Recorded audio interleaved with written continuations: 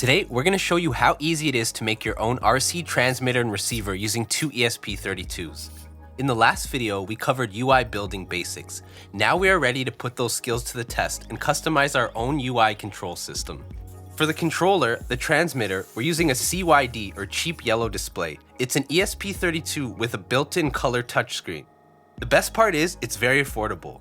Make sure you get one with an acrylic case. It makes it much more durable and comfortable to hold, and only costs a few dollars more. We'll be using the touchscreen as an on-screen joystick, but if you prefer physical inputs, we could easily wire up an external joystick module to the CYD's GPIO pins. For the receiver, the board that goes inside the RC car, we're using the ESP32 Super Mini C3. It's tiny, lightweight, and has enough GPIO pins for this build. If you need more pins for a larger project, like a more advanced robot with a lot of channels, I also have a version of the code for a full-size ESP32. Let's talk about our wireless options, because there are a few and they're not all equal for this kind of project. Bluetooth works, but it needs a paired app on your phone and the range is very limited, not ideal when you're out in a park or a field. Wi-Fi is another option. It has much better range. You can actually run one ESP32 as an access point, basically broadcasting its own Wi-Fi network, so we can have the other one connect to it directly with no router needed. So this can work without any external infrastructure. The problem is reliability. You can get interference, drop connections, and latency spikes, and when you're driving an RC car at full speed, any hesitation in the signal is a real problem. ESP-NOW is different. It's a lightweight wireless protocol built into every ESP32. No router, no phone, no apps, no additional hardware needed, just two boards talking directly to each other. It was actually developed by Expressive specifically for situations like this. The data packets are small and sent constantly, which means the latency is incredibly low. For RC control, that's exactly what we need. Your input on the joystick needs to reach the car instantly. It's also more power efficient compared to Wi-Fi, which matters when you're running off a small battery bank. If the signal does drop for any reason, say you go around a corner, get some interference, it just reconnects automatically and instantly. No pairing process, no waiting.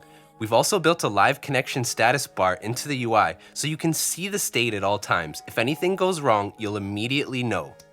For this RC application, ESP-NOW is the obvious choice. For the range, I've yet to hit the limit in line of sight driving, but it's rated around 100 to 200 meters depending on your conditions and boards used. The Super Mini C3 can output pulse width modulation signals directly from its I/O pin, which is exactly the signal format that RC servos and electronic speed controllers use. This means we can connect them directly with no additional hardware. We're using 4 output pins to control 2 electronic speed controllers and 2 servos. This is a 4-channel radio, but it can easily be expanded to well over 16 channels, so you could accommodate a much more advanced vehicle or robot with this same setup. Simply connect the signal wire from your electronic speed controller or servo to the chosen output pin, and connect the ground from your ESC or servo to the ground on the Super Mini. We can use the extra channels 3 and 4 for things like pan and tilt for a camera mount or an RC winch or robot claw grabber. To power the servos, I'm using a 5-volt converter tapped directly into the LiPo battery. For powering the CYD, we're using a simple USB battery bank, which connects via USB-C or USB micro. For the Super Mini, I've wired up a custom cable to use these small batteries using JST connectors, but you can also power the Super Mini from a USB battery bank, your electronic speed controller's battery eliminator circuit, or from the 5-volt converter on the battery.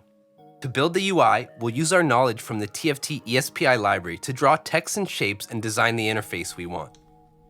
We'll include a mix mode toggle button, so this can be used for tank-style differential steering robots as well as normal separate steering and throttle setups. We've also included an emergency stop that resets the electronic speed controllers to their neutral position, stopping and centering the vehicle instantly in case something goes wrong. Because we're building this ourselves, we're not limited to standard RC radio features. We can program things like servo range limits and custom tuning and trimming.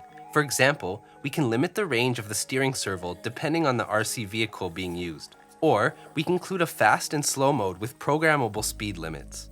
For the throttle, we can apply custom curves that start slow and ramp up gradually. If you're running different speed controllers for different sets of wheels, you can tune each channel independently to get the drivetrain responding exactly the way you want.